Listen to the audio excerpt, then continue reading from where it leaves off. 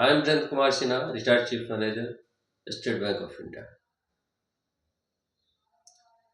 Dear friends, after passing the probationary officer exams, you always think that what work has to be done in the branches, public sector banks.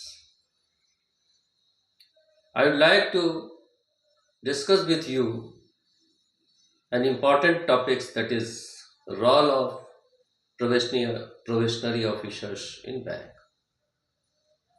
You have to complete after selection as a probationary officer 2 years probation period in the bank and the branches. During the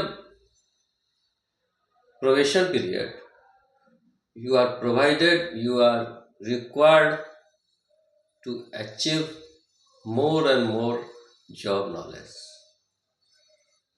You are provided the opportunities to get the knowledge from the bottom of the institution. You are provided to know, you are facilitated to know the working of clerical cadre.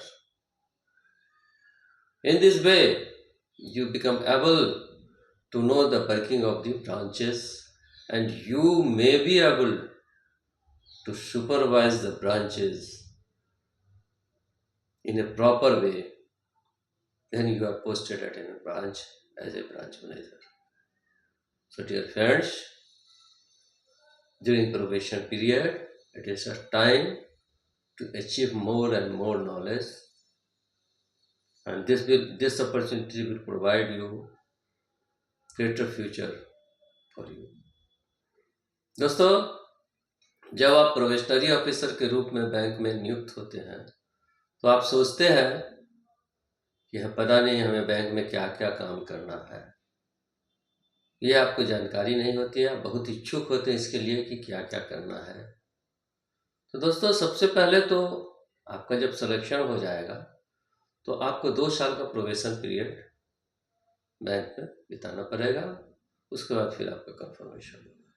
Probation period में आपको training भी दिया जाएगा bank की तरफ से, bank के बारे में नॉलेज भी दिया जाएगा, सिस्टम एंड प्रोसीड्योर को भी बताया जाएगा, वगैरह वगैरह।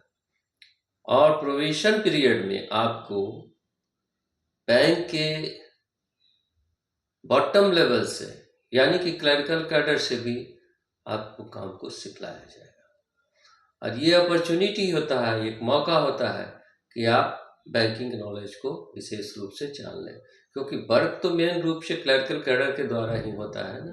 आप तो सुपरवाइज करेंगे बाद में, लेकिन सुपरवाइज करने के लिए आप में ये नॉलेज क्षमता होना चाहिए कि आखिर ये काम होता कैसे है।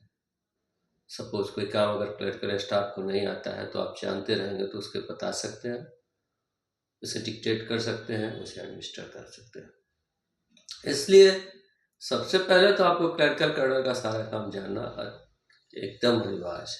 इसलिए जब ये अपॉर्चुनिटी आपको मिलता है ऊपर वाले की कृपा से, आप जब सिलेक्शन हो जाता है पीओ में, तो 2 वर्ष का जो प्रोबेशन का पीरियड है, इसको बहुत मेहनत के साथ गुजारिए।